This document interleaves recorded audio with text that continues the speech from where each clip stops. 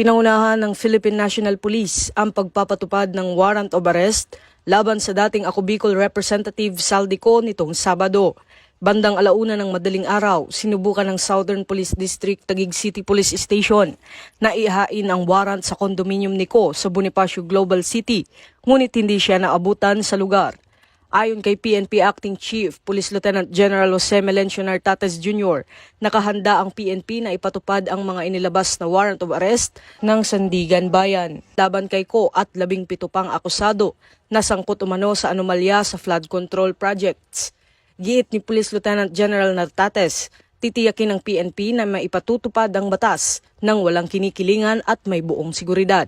Kaugnay nito, kinumpirma ng Department of the Interior and Local Government na binigyan si Ko hanggang Lunes upang sumuko, kasunod ng impormasyon na nasa Japan ito huling namataan.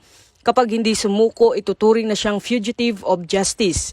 Samantala, nananawagan din ang National Bureau of Investigations sa grupo ni Ko na kusang loob na magpakita at harapin ang kaso, habang patuloy na nakikipag-ugnayan ang PNP sa iba pang ahensya para matiyak ang mabilis at maayos na operasyon.